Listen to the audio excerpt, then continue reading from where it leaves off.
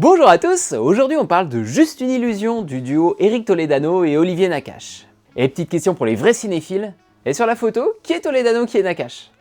Franchement, si vous avez la réponse, gros respect, parce que moi j'ai dû tricher. Bref, ce sont les réalisateurs de Nos Jours Heureux, Intouchables, ou encore Le Sens de la Fête, qui était excellent aussi. Mais en 2023, ils se sont un peu plantés avec une année difficile. Ouais, du coup c'est le cas de le dire. Ils reviennent aujourd'hui avec Juste une illusion. Est-ce qu'ils ont retrouvé leur génie ou alors est-ce que c'est encore un coup manqué? Avant de vous parler du film, je voulais remercier les éditions du Gros Caillou. Et du coup j'en profite, la bise à tous les Lyonnais. Ils m'ont gentiment envoyé leur nouveau roman L'effet Kuleshov. C'est un thriller écrit par Fanny Gussiglio, une traductrice de film, et ça se passe dans l'univers du cinéma. Donc si ça vous intéresse, je vous en parle un petit peu en fin de vidéo. On en revient à Juste une illusion. Nous sommes en 1985, Vincent a bientôt 13 ans et il vit en banlieue parisienne dans une famille de classe moyenne, entre un grand frère distant, des parents qui se disputent tout le temps. Il a du mal à trouver sa place, il est déjà plus vraiment un enfant mais pas encore un adulte. On va partager ses questions, ses doutes sur l'amitié, la famille, la religion et bien sûr ses premiers élans amoureux. Bon, on va pas tourner autour du pot pendant 1000 ans, C'est un excellent film. Il y a vraiment beaucoup de choses qui sont très bien, beaucoup de choses qui m'ont beaucoup plu. Il y a bien sûr des choses qui m'ont déçu, comme dans tous les films, mais on va pas déconner quoi, si on parle comédie française quand même, là on est sur le haut du haut du panier. Et analysons ça en détail. Bon, déjà, c'est un film d'époque, ça se passe dans les années 80, il y a plein de références, il y a plein d'hommages à ces années-là. On y découvre ou redécouvre la vie dans ces années-là, la mode vestimentaire, la façon de parler, les coupes de cheveux, les cassettes et compagnie. On voit aussi les mœurs de l'époque, et moi ce qui m'a frappé, c'est l'autonomie qu'on laissait aux jeunes, c'est un truc de fou. Parce qu'ils sortent comme ils veulent, ils disent « ouais salut je me casse, je vais essayer machin », ils partent le soir comme ça, et tranquille quoi, c'est normal. Il n'y avait pas de téléphone ou quoi que ce soit, et pourtant les jeunes étaient beaucoup plus libres qu'aujourd'hui. C'est fait avec beaucoup d'amour, cette immersion dans les années 80, on sent que les réalisateurs voulaient rendre hommage à cette période, et du coup, nous aussi, on y plonge avec plaisir, qu'on l'ait vécu ou non. Je pense que, moi je l'ai pas vécu, donc je suis sûrement passé à côté de plein de références, c'est pas ma génération. J'imagine que le film doit être encore plus puissant, encore plus bonbon nostalgique quand tu as vécu dans les années 80, mais c'est pas pour autant inintéressant si tu les as pas connus, parce que justement, au contraire, ça te permet vraiment de les découvrir. Et ce qui est particulièrement intéressant ici, c'est que le film montre bien que c'est une période un peu charnière, quoi. Les années 80, c'est un point de bascule, fini les 30 glorieuses depuis les années 70, il y a eu la crise pétrolière, la précarité arrive, c'est la fin d'un certain nombre d'illusions, mais il y a aussi le début de l'informatique qui va ouvrir peut-être de nouvelles perspectives.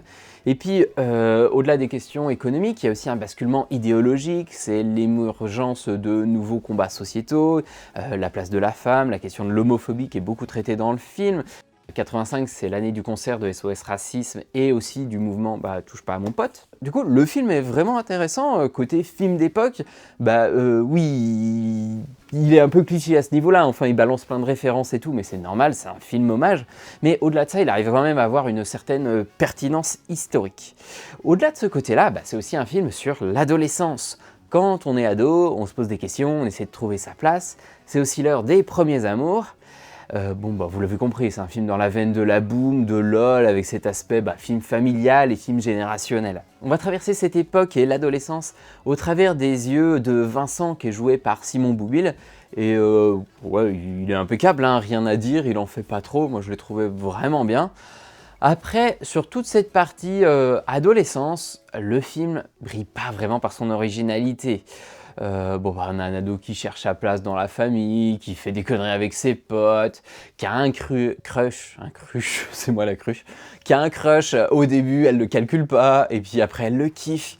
C'est dommage, c'est ultra cliché, et il y aurait eu moyen sûrement de faire quelque chose d'un petit peu plus fin et d'un petit peu plus vrai aussi du coup. Il y a par contre un truc qui est vraiment bien montré ici, et qui du coup donne une petite plus-value au film par rapport aux films comme LOL, La Boom et compagnie, parce que c'est un truc qu'on voit un peu moins souvent, c'est que le film insiste pas mal sur quand tu commences à voir tes parents, plus comme tes parents justement, mais comme des personnes. C'est plus super papa, maman, invincible et parfait, ce sont des gens avec des failles, des défauts, des doutes, des qualités aussi, des plus-values par rapport à d'autres. Et ça c'est super bien montré dans le film, et je trouve que c'est ça qui sauve la partie adolescente. Ça donne à cet aspect-là un côté nettement moins cliché et beaucoup plus intéressant et surtout beaucoup plus touchant. Toledano et Nakache, là aussi où je trouve qu'ils sont très très forts, c'est pour créer des personnages. Dans leurs films, on a toujours beaucoup de personnages, mais chacun est unique et attachant à sa façon. Et ben ici, c'est le cas aussi. Tous les personnages sont super bien écrits. Bon, on a déjà le couple Camille Cotin et Louis Garrel qui passent leur temps à s'engueuler. Ils sont incroyables. Est-ce qu'ils sont réalistes ? Dans leurs interactions, oui, dans leurs dialogues. Après, qu'ils soient en couple et tout, et que ça se passe comme ça, pas forcément. Mais bah, ça, c'est dû à un défaut un peu global du film, on en reparlera tout à l'heure. On a aussi Pierre Lotin qui est exceptionnel, hein. Il joue un gardien d'immeuble, et avec tout le respect que j'ai pour cet acteur, bah, il est fait pour ce genre de rôle, hein. C'est le gardien d'immeuble un peu beauf, mais au grand cœur par excellence. Le grand frère, il est aussi super bien parce que il illustre parfaitement cette complicité toxique, cet amour-haine que tu entretiens avec tes frères quand t'es jeune. Ceux qui ont des frères, eh ben, je suis sûr que vous voyez directement ce que je veux dire. Mais mon personnage préféré, et je pense que pour beaucoup ce sera le personnage qui effectivement vous touchera le plus, c'est Louis Garrel, le papa, le mari. Il a un personnage un peu tragique, il est pathétique hein, dans ce film. Mais petit à petit, il va en avoir conscience et ça le rend hyper touchant. C'est dommage, ce personnage va pas forcément au bout de son arc narratif, mais un peu comme tous les autres persos, on en reparle un peu plus loin.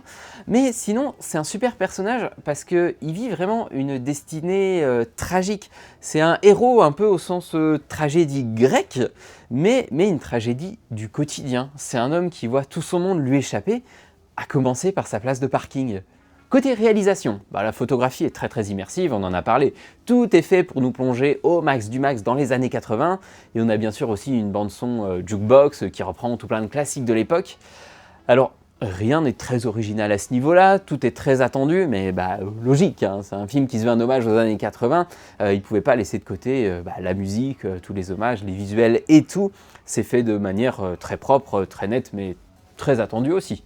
On a quand même quelques petites audaces du côté de la réalisation. Par moments, il va y avoir des ralentis, des moments dansés qui fonctionnent super bien.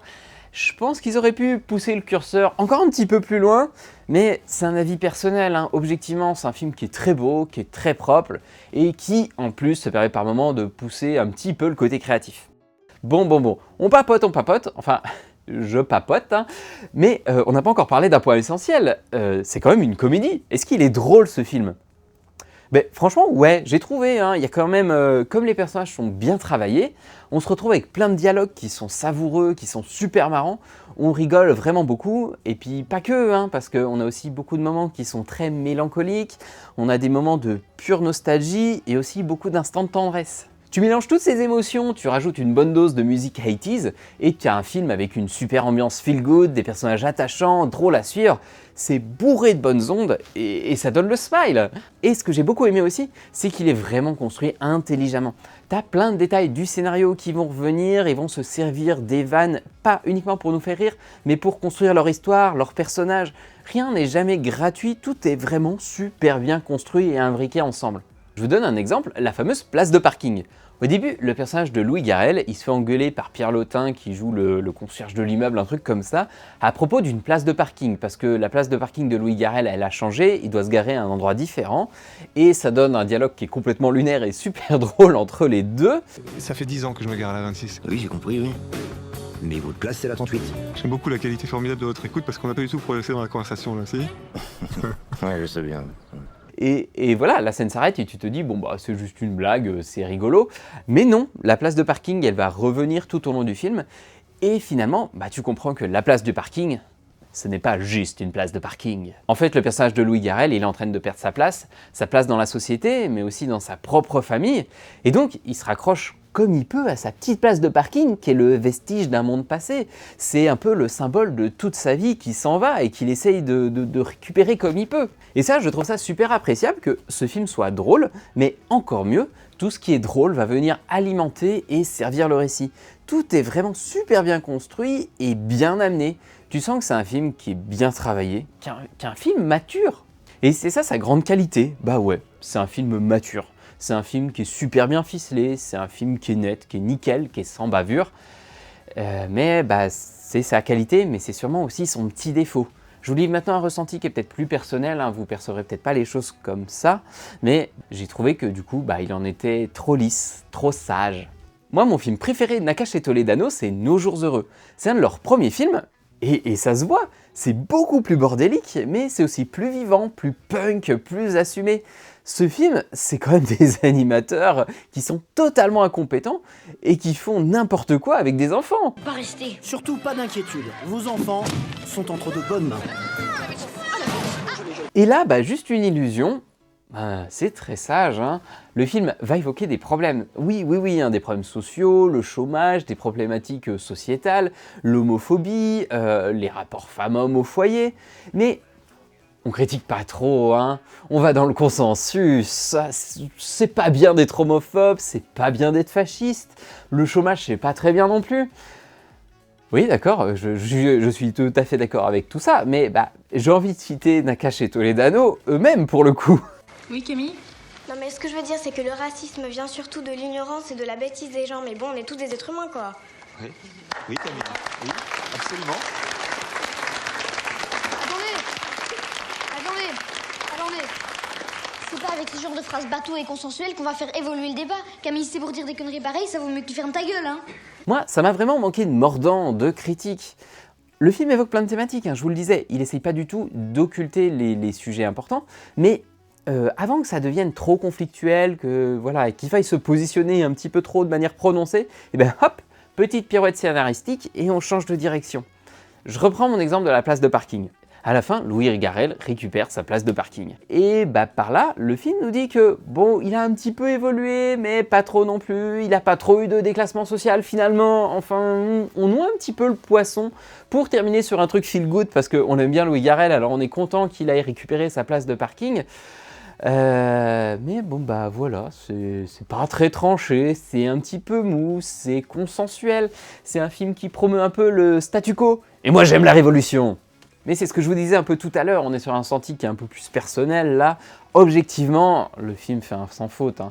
On rigole, on est ému, on passe un excellent moment. À voir maintenant la trace qu'il va laisser dans le temps, je pense, mais je peux me tromper, hein, que son côté un peu trop sainte-nitouche va le rendre un peu trop vite oubliable, et c'est dommage. Il va laisser aucune trace vraiment profonde, si ce n'est sur ses excellentes qualités cinématographiques, mais à trop peu vouloir en dire, ça va le rendre oubliable. Bon, je titille, hein, mais je le répète, le film est excellent, je vous encourage vraiment à aller le découvrir en salle. C'est du très bon cinéma, c'est drôle, c'est tendre, c'est touchant, et on n'a pas besoin de toujours vouloir critiquer, dénoncer et mettre à mort le capitalisme pour forcément faire une œuvre mémorable. Ça, c'est des considérations plus personnelles. Donc, allez le voir en salle, vous ne le regretterez pas. Et si vous l'avez déjà vu, n'hésitez pas à mettre votre avis dans les commentaires, ça m'intéresse beaucoup. Et maintenant, si certains d'entre vous aiment le cinéma et la lecture, je vous invite à découvrir L'effet Kuleshov de Fanny Gusiglio. Alors, je suis désolé, je ne peux pas vous montrer le roman parce que moi, je suis un mécréant, je lis sur liseuse. Louise est une monteuse de cinéma réputée, mais depuis la naissance de sa fille, les propositions se font rares. Peut-être est-ce lié à ce qui s'est passé lors de son dernier film. Alors, quand un ancien camarade lui propose de finaliser le montage d'un long métrage, elle accepte, malgré les zones d'ombre qui planent sur le projet. Mais Louise sait mieux que personne faire parler les images, et ce qu'elle croit découvrir sur le tournage des Débutantes pourrait la mettre en danger.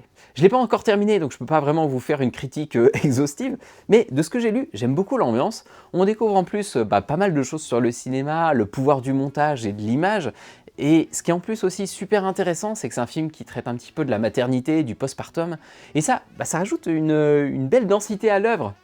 Typiquement la même qui m'a manqué dans Juste une illusion.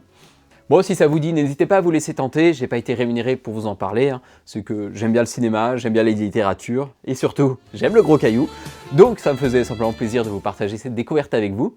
Et sur ce, lisez des thrillers et mangez des burgers!